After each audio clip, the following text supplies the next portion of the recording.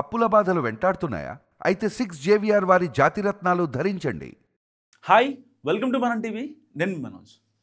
పాకిస్తాన్ కథం ఆర్మీలోకి ఐబొమ్మ రవి. నిజంగా వినడానికి చాలా బాగుంది కదా. సో దాదాపుగా 5 రోజుల నుంచి సిసిఎస్ పోలీసులు, బషీర్బాగ్ చెందిన పోలీసులు ఐబొమ్మ రవిని విచారిస్తుంటే ఎలాంటి ఇన్ఫర్మేషన్ కూడా పోలీసులకు ఇవ్వట్లేదు. ఎందుకు ఇవ్వట్లేదు? సో పోలీసులు ఒక పక్క ఆల్రెడీ ఆయన స్టేట్మెంట్లు చూపిస్తున్నారు, ఆయన సర్వర్లు చూపిస్తున్నారు, ఆ డొమైన్లు చూపిస్తున్నారు. ఇంకా ఎకోసిస్టంలోకి వెళ్ళి దాదాపుగా 110 డొమైన్లో ఆయన ఏదైతే కొనుగోలు చేశాడో ఐఆర్ ఇన్ఫోటెక్ అనే కంపెనీ త్రూగా, ఇవన్నీ పోసగుచ్చినట్టు పోలీసులు చూపిస్తున్న స్టేట్మెంట్లు సహా ఎక్కడా కూడా నోరు మీద పెట్టల. తెలీదు, మర్చిపోయా, గుర్తులేదు. ఇవే సమాధానాలు నిజంగా ఐబొమ్మ రవి దగ్గర నుంచి వస్తున్నాయి. కానీ ఐబొమ్మ రవి కొన్ని వేల సినిమాలు పైరసీ చేసినమాట వాస్తవం. ఆయనకి బయట సామాన్యులు ఎవరైతే ఉంటారో, బిలో మిడిల్ క్లాసు, సో పోర్టీ లైన్కి దగ్గరగా ఉండేవాడు, వాళ్ళంతా కూడా చాలా పెద్ద ఎత్తున ఐబొమ్మ రవికి మద్దతు ఇస్తున్నటువంటి పరిస్థితి. మరి ఇలాంటి నేపథ్యంలో కొంతమంది లైక్ హై ప్రొఫైల్ ఎవరైతే యూఎస్ ఉంటారో ఆయనకు సంబంధించి ఐబొమ్మ యూజ్ చేసేవాళ్ళు, లైక్ టెక్కిస్ కావచ్చు, సైంటిస్టులు కావచ్చు, గవర్నమెంట్ హోల్డర్స్ కావచ్చు, కొంచెం హై ప్రొఫైల్ వాళ్ళు ఎందుకు ఐబొమ్మ రవిని ఆర్మీలోకి పంపించకూడదు? సర్వర్లు హ్యాక్ చేస్తున్నాడు, వాళ్ళ వెబ్సైట్లు హ్యాక్ చేస్తున్నాడు, డొమైన్లు తీసుకొని దానికి సంబంధించిన యూజర్ ఐడి, పాస్వర్డ్లు కూడా ఈజీగా ఎంటర్ చేసి వాళ్ళ యొక్క డేటాలోకి డైరెక్ట్గా వెళ్ళిపోతున్నాడు. మరి భారతదేశాన్ని పాకిస్తాన్ ఇన్ని రోజులు బట్టి ఇబ్బంది పెడుతుంది. అలాంటి శత్రుదేశం పైకి ఇలాంటి వాళ్ళని కనుక ఆర్మీలోకి దించితే ఎలా ఉంటుంది అనేది కొంతమంది మాట్లాడుతున్నమాట. నిజంగా అంటే ఈ సోషల్ మీడియాలో ప్రచారం ఐబొమ్మ రవిని ఆర్మీలోకి పంపించాలి అనేది లాజికల్గా, టెక్నికల్గా ఎలా ఉంటుందో తెలియదు. కానీ నిజంగా ఎంత బాగుంటుంది భారతదేశానికి. ఇప్పటికే భారతదేశం యొక్క ఏదైతే ఆ సర్వర్లు కానీ ఇవి కానీ ఎవరు కూడా హ్యాక్ చేయలేరు. మన ఆర్మీకి సంబంధించిన డేటా అయితే ఉంటుందో చాలా హై లెవెల్ సెక్యూరిటీ ఉంటుంది. దానికి దాదాపుగా 10 లేయర్ సెక్యూరిటీ ఉంటుంది అనమాట. ఆ డేటాకి అంత చాలా జాగ్రత్తగా ఉంటుంది. అలాంటి సర్వర్లు కనుక మనోడు హ్యాండిల్ చేయగలిగితే, అక్కడ ఏదైతే ఆ సర్వర్ రూమ్లో కూర్చోబెట్టగలిగితే పాకిస్తాన్కి సంబంధించిన ఇన్ఫర్మేషన్ మనకు రాదంటారా? Trained, highly professional, highly skilled Ravi, ఇలాంటి రవి కనుక ఆర్మీలో ఉంటే వాళ్ళ రహస్యాలు మొత్తం మనకి ఈజీ తెలిసిపోతాయి. లేదు ఆర్మీ కాకపోతే ఇంకొక దాంట్లోకి, లైక్ ఫర్ ఎగ్జాంపుల్ మొన్నటిదాకా కొన్ని బెట్టింగ్ యాప్స్ మనం ప్రమోట్ చేశారు. మన తెలుగు ఇండస్ట్రీకి సంబంధించిన సెలబ్రిటీలు ప్రమోట్ చేశారు, ఇన్ఫ్లుయెన్సర్స్ ప్రమోట్ చేశారు. సో వాటి వల్ల చాలామంది యువత ఎవరైతే ఉన్నారో 20 to 27 ఈవెన్ 30 వరకు కూడా వాళ్ళంతా ఆ యాప్ను డౌన్లోడ్ చేసుకొని వాళ్ళ దగ్గర డబ్బులు తీసుకొని చాలామంది చనిపోయారు. ఇప్పటికీ ఆ కేసులన్నీ పెండింగ్లో ఉన్నాయి. దాదాపుగా 1000 మంది చనిపోయి ఉంటారు. 1000 మంది యువకులు చనిపోయి ఉంటారు. దాంట్లో మహా అయితే ఒక 2% అమ్మాయిలు ఉంటారు. ఆ చనిపోయింది మొత్తం అబ్బాయిలే. వాళ్ళ కుటుంబాలు గుండె దవిసే ఏడ్చాయి. ఎప్పటికీ ఎంత ఇబ్బంది పడ్డాయి. ఉన్న ఒక్కగానొక్క కొడుకు పోయాడని, ఉన్న ఒక్కగానొక్క కూతురు పోయిందని, అప్పులు బాధ తాళలేక నవవరుడు ఆత్మహత్య అని చెప్పి మనం ఎన్ని చూసాం. అలాంటి చోట కనుక ఆ యొక్క బెట్టింగ్ యాప్స్లు ఎక్కడో ఎవరో ఉంటారు.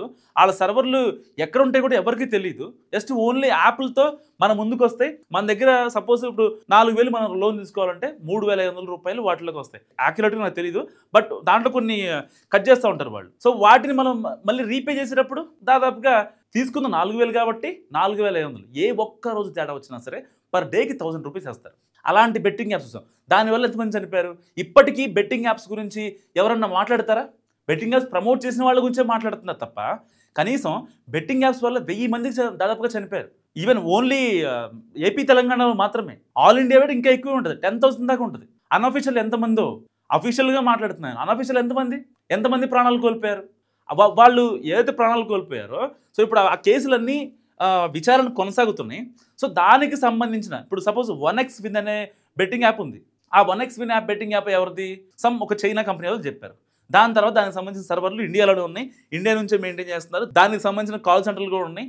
సో దానికి సంబంధించిన డేటాలు కూడా తెప్పించారు. కానీ అదే 1xWin కంపెనీ ఐబొమ్మ రవికి యాడ్ ఇచ్చింది. ఇల్లీగల్ యాడ్ కాబట్టి ఐబొమ్మ రవికి డబ్బులు కావాలి కాబట్టి తీసుకున్నాడు. ఇప్పుడు సపోజ్ ఫర్ ఎగ్జాంపుల్ సరదాగా ఆ సర్వర్ని హ్యాక్ చేయమంటే ఐబొమ్మ రవి చేయడా? ఎంత ఈజీ. సో ఇలాంటి వాటిల్లో కొన్ని కాన్స్పిరసీ ఉంది. అంటే పోలీసులు ట్రై చేస్తున్నారు, మన ఎథికల్ హ్యాకర్స్ ఉన్నారు. ఒక్క విషయం చెప్తా, దాదాపు 3 రోజులు బట్టి విచారణ జరుగుతుంది కదా. సిసిఎస్ పోలీసులు బషీర్బాగ్లో విచారిస్తున్నారు. 3 రోజులు కస్టడీలో ఒక మాట కూడా చెప్పలా. తర్వాత ఏదైతే కరేబియన్ కావచ్చు, యూకేలో కావచ్చు, వీళ్ళ డేటా సెంటర్ ఏదైతే ఉందో ఈ ఐబొమ్మ కానీ బప్పం కానీ దానికి సంబంధించి 20 మంది టీం ఉన్నారు. వాళ్ళు పనిచేస్తారు, స్టిల్ వర్కింగ్. మొన్న ఈ మధ్య ఐబొమ్మ 1 రావడానికి కారణం వాళ్ళే, మళ్ళీ సినిమాలు రావడానికి కారణం వాళ్ళే. సో వాళ్ళు ఉన్నా సరే ఎట్టి పరిస్థితుల్లో మనోడు ఈ ఐబొమ్మ రవి కనీసం ఒక మాట కూడా చెప్పలా. నేను ఒక్కడినే. అంటే వాళ్ళ టీం పైన ఎంత నిబద్ధత. సరే ఉన్నారా లేదా అనేది పక్కన పెడదాం, కానీ దొరకకూడదు అనే భావన ఎంత ఇదిగా ఉంది.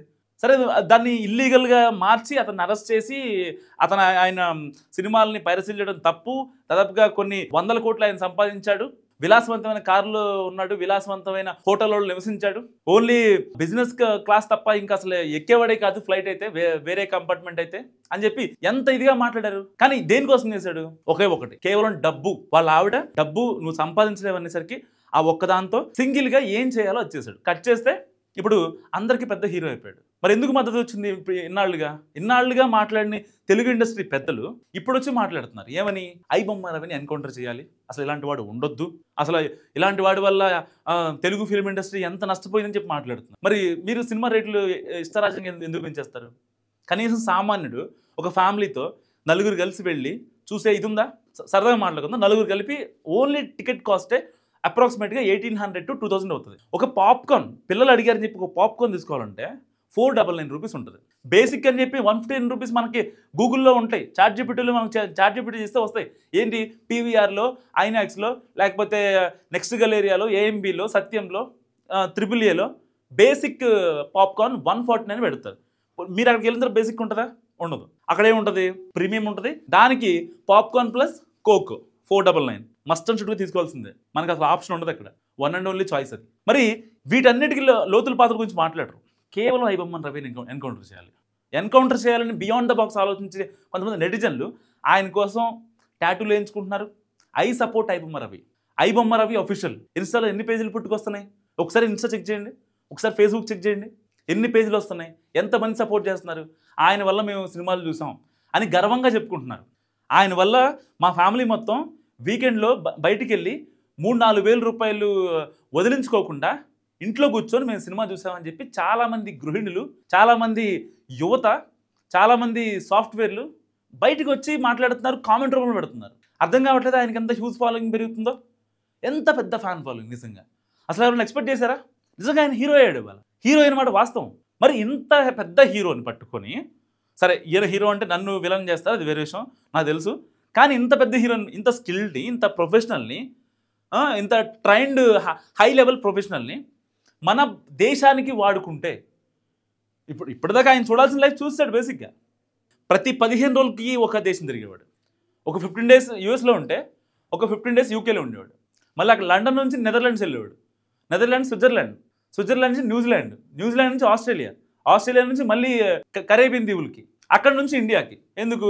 అసలు స్ట్రక్చర్ ఎలా జరుగుతుంది, ఎవరో ఏ సర్వర్ యాడ్ చేస్తున్నారు. సో వీనస్ మీకు గుర్తుండే ఉంటుంది నాకు తెలిసి.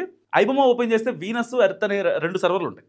మనం ఏ సర్వర్ నుంచి అయినా సరే మనం ఆ సినిమాని ఈజీగా డౌన్లోడ్ చేసుకోవచ్చు. మీరు అనుకోవచ్చు అదేంటి ఏ సర్వర్ నొక్కినా మాకు డౌట్ వచ్చేది, ఒకవేళ వీనస్ కొడితే రాదేమో, ఎర్త్ కొడితే వస్తుందేమో అని అనుకునేవాళ్ళు. రెండింటిని కొట్టినా వస్తుంది, బట్ సర్వర్లు అనమాట అవి. సర్వర్స్ ఇప్పుడు ఏదైతే పోలీసులు విచారణ చెప్పట్లేదో ఆ సర్వర్ల వివరాలు దాంట్లో ఉంటాయి. అది ఓన్లీ ఎథికల్ హ్యాకరో ఇంకొక హ్యాకరో తెలుసుకునేది కాదు. ఓన్లీ అది రవికి మాత్రమే తెలుసు, ఆయన టీంకి మాత్రమే తెలుసు. దానికి సంబంధించిన డొమైన్లు, ఇంకా దానికి సంబంధించిన సర్వర్లు, ఇవన్నీ ఎవరు కూడా హ్యాక్ చేయలేరు. ఒకవేళ హ్యాక్ చేస్తుంటే ఈ 4-5 రోజుల్లో సిసిఎస్ పోలీసులే ఆయన ఎదురుగా పెట్టుకున్నప్పుడే హ్యాక్ చేసేవాళ్ళు. అక్కడ దాకా ఎందుకు? మొన్న ఒక వీడియో రిలీజ్ అయింది. జడ్జి గారు ఎదుట రియల్ టైంలో ఎథికల్ హ్యాకింగ్ చేసుకుంటూ ఒక వీడియో బయటకు వచ్చింది. అంటే ఈయన దగ్గర ఈవెన్ సిసిఎస్ పోలీసులు ఆయన రిమాండ్లో ఉన్న జడ్జి గారులే ఈయన దగ్గర ఆ హ్యాకింగ్ నేర్చుకుంటున్నారు. సరే వాళ్ళకి ఒక్కరోజు రాదులేండి, అది వేరే విషయం. కానీ ఏదేమైనా అంత హైలీ ట్రైన్డ్ ప్రొఫెషనల్ని ఒక్కసారి మన భారతదేశానికి ఉపయోగించుకుంటే ఎంత బాగుంటుంది? ఒకసారి ఆలోచించాల్సిన విషయం. నిజంగా మీరు కామెంట్ చేయాలి మీరు దీని గురించి.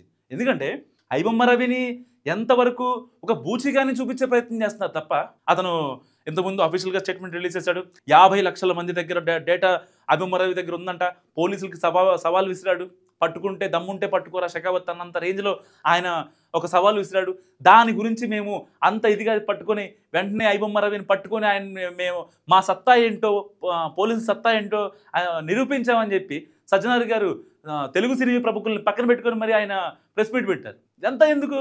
ఈ రప్చర్ అంతా దేనికి? ఓకే, ఆయన పైరసీలు చేశాడు, ఈవెన్ పైరసీలు చేశాడు కాబట్టి డబ్బులు సంపాదించాడు, దానికి సంబంధించిన ఏదైతే ఉన్నాయో ఆయన జనాలు చూస్తే ఆయన డబ్బులు రాలేదు.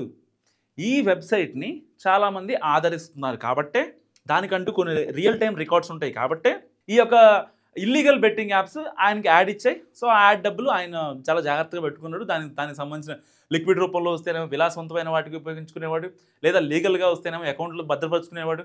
సో తనకు తాను సింపుల్గా అండ్ లోన్లీగా ఎలా బతకాలో తెలిసినటువంటి వ్యక్తి ఐబొమ్మ రవి. మరి ఇలాంటి రవికి ఇండైరెక్ట్గా ఇవాళ హీరో శివాజీ కావచ్చు, డైరెక్టర్ ఆర్జీవి కావచ్చు, వీళ్ళందరూ సపోర్ట్ చేస్తున్నారు.